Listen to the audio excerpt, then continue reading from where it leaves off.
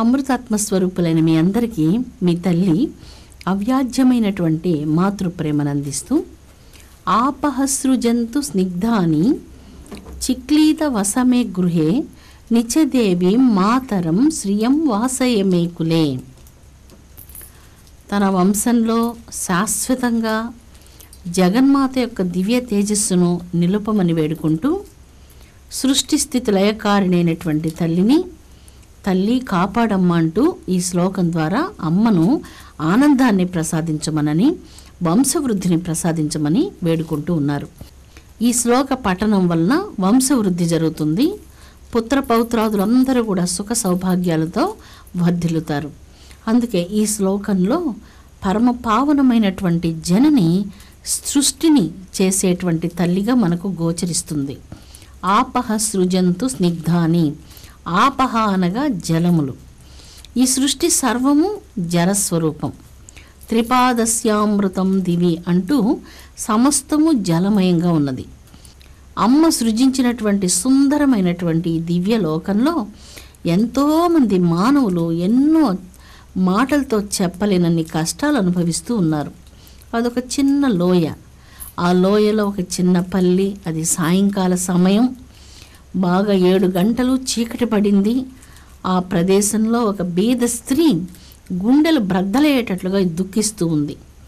ఆమె దుఃఖానికి కారణం ఏమిటో తెలుసుకోవాలని ఆ పల్లెలో ఉన్నటువంటి వారందరూ వచ్చి ఆవిడను ఓదారుస్తూ అనేక మాటలు చెప్తూ ఎన్నెన్నో రీతులుగా ఆవిడను పలకరిస్తున్నారు.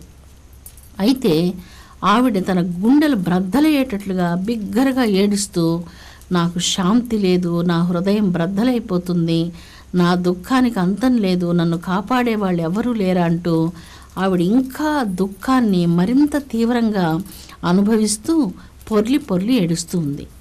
కొంతసేపు ఉండి అందరూ ఆవిడికి పిచ్చి పట్టింది, మనం ఏం చేయలేమంటూ వెళ్ళిపోయారు. జల్లెడ వలె చిల్లులు పడినటువంటి గుండెలతో, దుఃఖాన్ని భరించలేనంత వేదనతో ఆ స్త్రీ చాలా దుఃఖిస్తూ తనకు అశాంతిగా ఉంది, శాంతి కావాలంటూ పరిపరి విధాల ఏడుస్తూ ఉంది.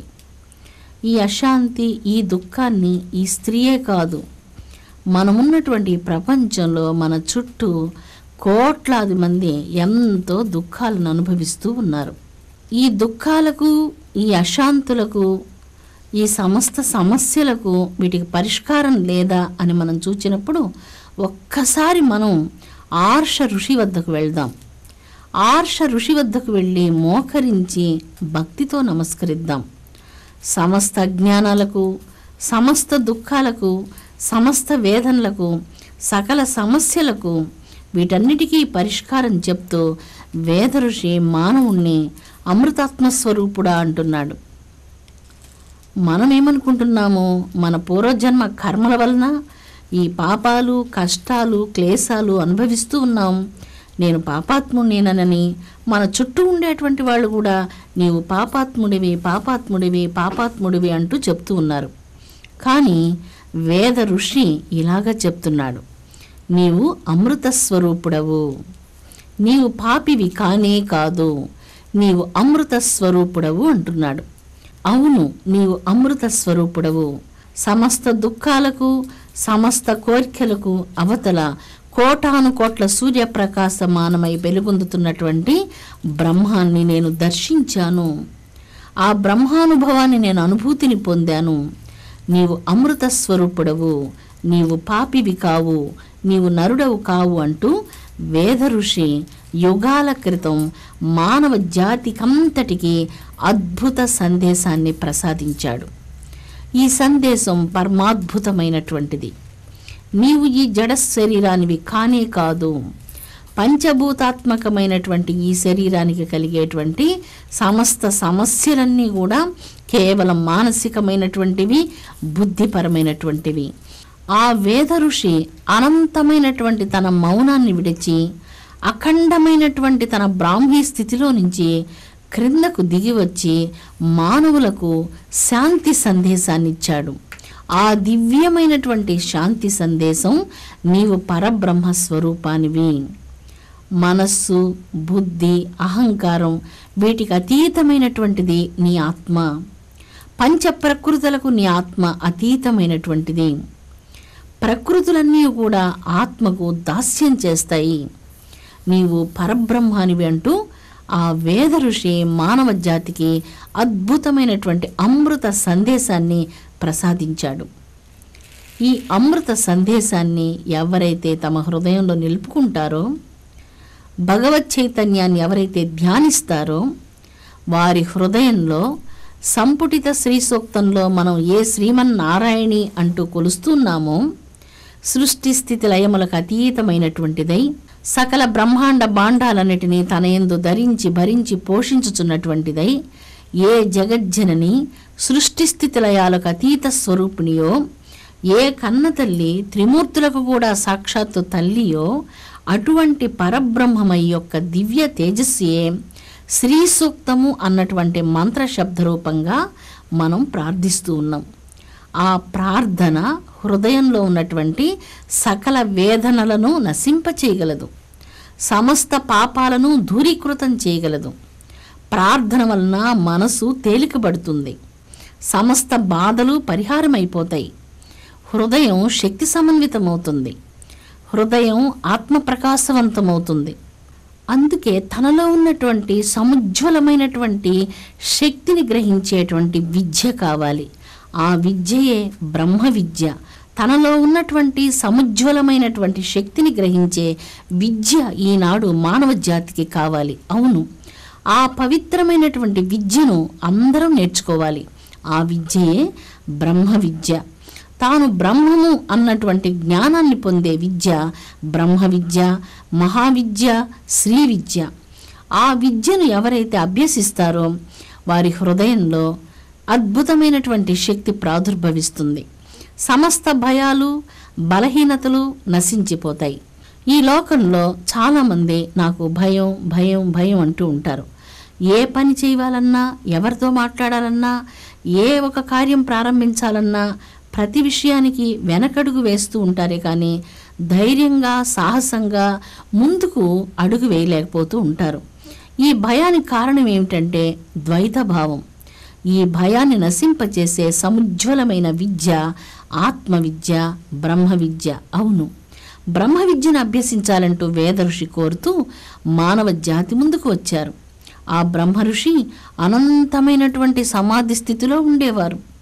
నిర్వికల్పమైనటువంటి ఆ బ్రాహ్మీ స్థితిలో నుంచి క్రిందకు దిగి వచ్చి దుఃఖిస్తున్నటువంటి మానవ జాతిని చూచి భయం వద్దు, దుఃఖం వద్దు, ఈ భయాలకు దుఃఖాలకు అతీతమైనటువంటి ఒక గొప్ప దైవిక శక్తి, ఆత్మశక్తి నీలోనే ఉన్నది, నీవు పరబ్రహ్మానివై ఉన్నావంటూ సముజ్వలమైనటువంటి ఆ బ్రహ్మ విద్యను వేద ఋషి మానవ జాతికి ప్రసాదించారు.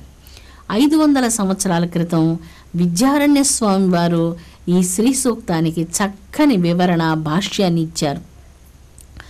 ఆ రోజుల్లో చాలామందికి అద్భుతమైనటువంటి సంస్కృత జ్ఞానం ఉండేది, వేద విజ్ఞానం ఉండేది. వేద విజ్ఞానం మానవ జాతికి అవసరమా అమ్మా అంటే అవును. ఈ వేద విజ్ఞానం వలన మానవ హృదయం చాలా వికసితమవుతుంది. అద్భుతమైనటువంటి సభ్యత, పరమాద్భుతమైనటువంటి సృష్టి రహస్యాలకు సంబంధించిన అవగాహన మానవునికి ఏర్పడుతుంది. హృదయం మార్ధవంతమవుతుంది. తనలో ఏ దివ్య ఆత్మశక్తి అయితే ప్రకాశిస్తూ ఉన్నదో సకల ప్రాణుల యందు అదే ఆత్మశక్తి ప్రకాశిస్తున్నది అంటూ బ్రహ్మవేత్త తెలుసుకుంటాడు. తను అనుభూతిని పొందుతాడు. తనకంటే అన్యాన్ని ఈ ప్రపంచంలో దేనిని కాంచలేడు. తన స్వరూపాన్నే, తన ఆత్మస్వరూపాన్నే ప్రతి జీవి యందును అతడు చూస్తూ ఉంటాడు. ఈ దివ్యమైనటువంటి దృష్టిని ప్రసాదించే విద్యయే ఆత్మ విద్య, మహావిద్య, బ్రహ్మ విద్య, శ్రీ విద్య అని చెప్పవచ్చు. ఈ విద్య ఎవరైతే అభ్యసిస్తారో వారికి దుఃఖం లేదు, వారికి భయం లేదు. సమస్త భయాల నుంచి మనం విడిపడాలి.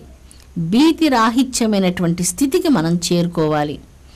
ఈ భయాలన్నిటికీ కారణం మన హృదయంలో ఉన్నటువంటి పూర్వజన్మ సంస్కారాలు. ఈ మలిన సంస్కారాలన్నీ కూడా సంపుటిత శ్రీ సూక్తంలో ఉన్నటువంటి ఈ శ్రీ సూక్త బీజ మంత్రాలు భస్మీభూతం చేస్తాయి. మన హృదయాన్ని శాంతివంతం చేస్తాయి, శక్తివంతం చేస్తాయి. ఈ పవిత్రమైనటువంటి బ్రాహ్మీ జ్ఞానం వలన మానవునికి అద్భుతమైనటువంటి అమూల్యమైనటువంటి జీవితాన్ని సాఫల్యం చేసుకోగలిగే శక్తి కలుగుతుంది. నిరంతరం శాంతిగా ఆనందంగా తాను జీవిస్తూ ఎదుటివారి యొక్క ఆనందానికి, ఎదుటివారి యొక్క సౌభాగ్యానికి మనం కృషి చేసే అవకాశం దొరుకుతుంది. మన హృదయంలోనే శాంతి లేనప్పుడు మనం ఎదుటివారికి ఏ విధంగా శాంతినివ్వగలం? అందుకే మొట్టమొదట అద్భుతమైనటువంటి శాంతికి మన హృదయం మందిరంగా ఉండాలి అంటే పరబ్రహ్మమై అయినటువంటి అమ్మను మనం ధ్యానించాలి. అమ్మ అద్భుతమైనటువంటి దైవిక శక్తి, పరాశక్తి, మహాశక్తి, చైతన్య శక్తి. ఆ చైతన్య శక్తిని ఎప్పుడైతే ధ్యానిస్తూ ఉన్నారో హృదయం అంతా శక్తి సమన్వితమవుతుంది. సమస్త బలహీనతలన్నీ కూడా అక్కడి నుంచి పారిపోతాయి. హృదయంలో ఉన్నటువంటి దుర్బలత్వాలన్నీ కూడా నశించి హృదయం దేదీప్యమానమైనటువంటి ఆత్మప్రకాశంతో వెలుగొందుతుంది. అవును, ఆత్మస్వరూపుడవు నీవు, అమృత స్వరూపుడవు నీవు, ఆత్మస్వరూపుడవు. ఈ ప్రపంచంలో ఉన్నటువంటి ఏ బలహీనతలో మానవుని ఏమీ చేయలేవు. అటువంటి అద్భుతమైనటువంటి బ్రాహ్మీ స్థితికి తీసుకొని వెళ్ళగలిగే శక్తి శ్రీ సూక్తంలో ఉన్నటువంటి ఈ 16 శ్రీకళా మంత్రాలకు ఉన్నది. అంతేకాకుండా దుర్గే స్మృత హరసిభీతి మశేష జంతోహో స్వస్థై స్మృత మతిమతీవ శుభాం దదాసి అంటూ అమ్మను వేడుకుంటున్నారు. దారిద్ర్య దుఃఖ భయహారిణి కాత్వధన్య. దారిద్ర్యము, దుఃఖము, కష్టము, క్లేశము నేను అన్నటువంటి ఒక చిన్న పరిధిలో మనిషిని బంధిస్తూ ఉన్నాయి. దైవ ధ్యానం ఈ పరిధి నుంచి మానవుని అనంత చైతన్య స్థితికి తీసుకుని వెళ్తూ ఉంది. అందువలన శ్రీ సూక్త పఠనం వలన మానవునికి బ్రహ్మజ్ఞాన సిద్ధి కలుగుతూ ఉంది. శ్రీ సూక్తం జగన్మాత యొక్క అత్యంత సూక్ష్మాతి సూక్ష్మమైనటువంటి సూక్ష్మ స్వరూపం. ఈనాడు 21వ శతాబ్దంలో ఈ కంప్యూటర్ యుగంలో మనం నిరంతరం బాహ్య విషయాల మీద మిక్కిలి ఆసక్తి కలిగి వాటి అందే తాదాత్మ్యం చెందుతున్నందువలన వేద మంత్రాలలో ప్రధానంగా శ్రీ సూక్తంలో ఉన్నటువంటి అద్భుతమైనటువంటి ఆ మంత్రాల యొక్క దివ్య శక్తిని మనం పొందలేక మన చేతులారా పోగొట్టుకుంటున్నాం. ఈ పవిత్ర పఠనాన్ని భక్తితో, శ్రద్ధతో మీరందరూ ప్రతినిత్యం సాగించండి. ఈ పవిత్ర పఠనం ఏ గృహంలో జరుగుతుందో ఆ గృహం అద్భుతమై వైకుంఠంగా ప్రకాశిస్తుంది. జగన్మాతకు నిత్య నివాసమైనటువంటి మందిరంగా విరాజిల్లుతుంది. మీ శరీరం నడిచే దేవాలయం అవుతుంది. శాంతికి మీరు పెన్నిదిగా ఉంటారు. మీరు ఎక్కడెక్కడ ప్రయాణం చేస్తూ ఉంటారో ఆ ప్రదేశమంతా శాంతి పరిమళాలతో మీరు నింపివేస్తూ ఉంటారు. సంపుటిత శ్రీ సూక్త పఠనం చేసేటువంటి భక్తుని దర్శిస్తేనే చాలు, సమస్త మహాపాతకాలు పరిహారం అయిపోతాయి. అటువంటి సముజ్వలమైన శక్తి శ్రీ సూక్త పఠనానికి ఉన్నది.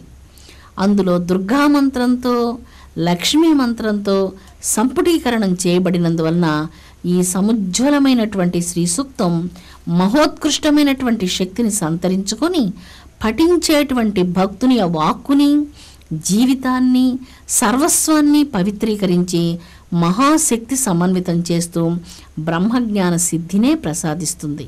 పవిత్రాత్మ స్వరూపురారా, ఈనాటి కాలంలో మనం చూచే ఈ ఉత్పాతాలన్నిటిని కూడా తల్లి శమింపచేసి మానవులందరికీ ప్రతిదినాన్ని మంచి దినం చేయాలని అమ్మ పాదాలను వేడుకుందాం. అమ్మ, మానవ లోకంలో ఈ జీవితాలంతా చాలా పరిమిత కాలం మాత్రమే ఉంటున్నాము. ఈ చిన్న జీవితంలో అశాంతిని కలగనివ్వకుండా అందరికీ సంపూర్ణ ఆరోగ్యాన్నిచ్చి, సౌభాగ్యాన్నిచ్చి, ఐశ్వర్యాన్నిచ్చి, ఆనందాన్ని, శాంతిని ప్రసాదించి, సముజ్వలమైనటువంటి భక్తి జ్ఞానాలను ప్రసాదించి బ్రాహ్మీ స్థితికి అందుకునే విధంగా అందరినీ దీవించమ్మంటూ జగన్మాత అయినటువంటి తల్లి పాద పంకజాలను భక్తితో మనం వేడుకుందాం. విశ్వశాంతి వర్ధిల్లునుగాక, విశ్వప్రేమ వర్ధిల్లునుగాక. ఓం శాంతి శాంతి శాంతి.